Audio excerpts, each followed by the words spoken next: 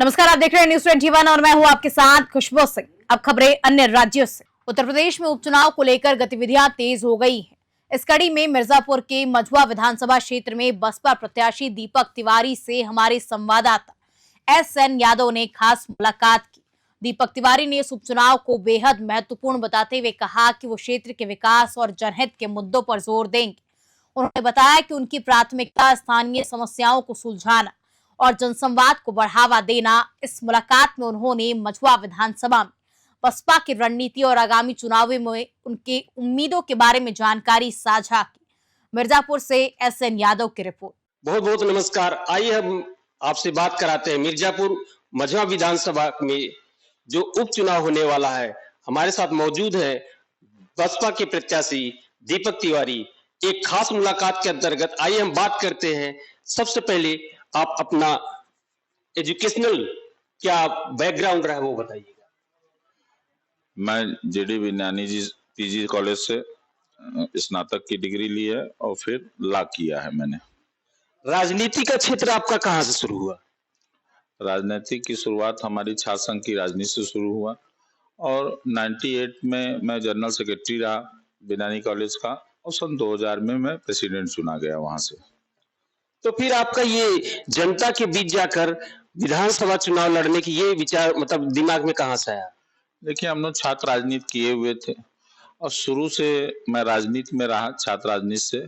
और मझुआ विधानसभा चूंकि विज्ञानी कॉलेज के हमारे समय के ज्यादा बच्चे मझुआ विधानसभा से पढ़ते थे और नगर से पढ़ते थे और हमारा लगाव शुरू से मझुआ विधानसभा के लोगों के साथ रहा है, इसलिए हमने अपना राजनीतिक क्षेत्र मझुआ विधानसभा चुना।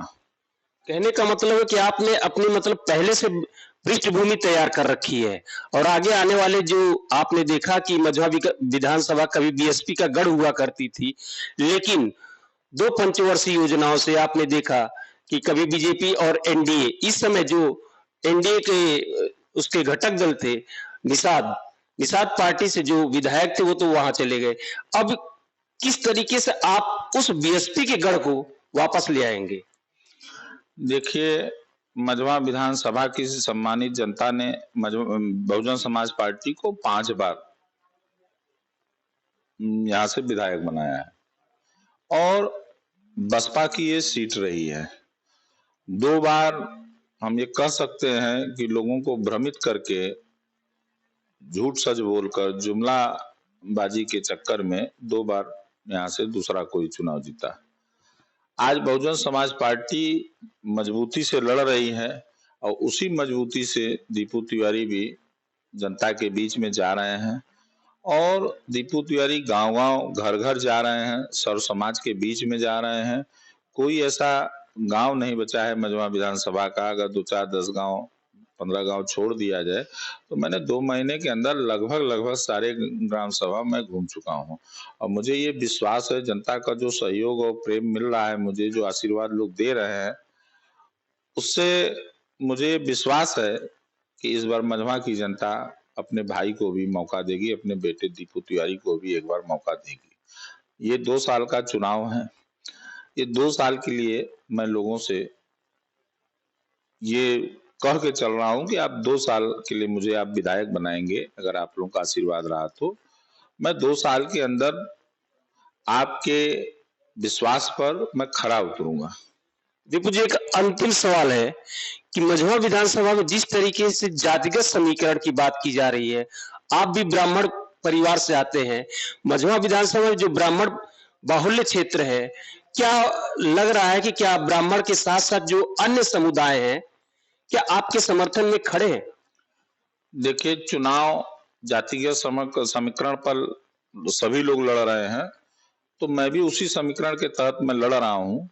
और रही बात सर्व समाज की, तो दीपू तिवारी छात्र राजनीति से लेके आज तक दीपू ने कभी किसी एक जात को लेके नहीं चले।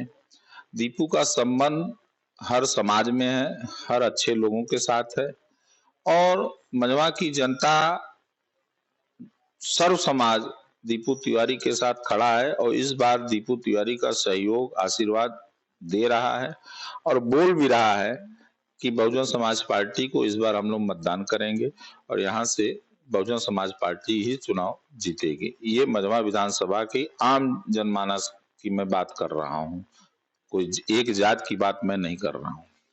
धन्यवाद। तो आपने देखा कि किस तरीके से हमारे साथ बसपा प्रत्याशी दीपक तिवारी जी मौजूद थे। उन्होंने बताया कि मझवा विधानसभा में होने वाले उपचुनाव के दौरान 13 नवंबर को जो मतदान होने वाला है, वहां पे बिरादरी के साथ साथ विकास की भी बात हो रही है। एक चीज और बताते चले कि दीपक तिवारी को जिस समय मायावती ने प्रत्याशी बनाया था, उस समय उत्तर प्रदेश में अधिसूचना जारी नहीं हुई थी। इन्होंने मझवा विधानसभा में काफी समय इन्हें मिला। अब ये देखते हैं आने वाले नवंबर में जनता किसकी ओर रुख लेती है। धन्यवाद।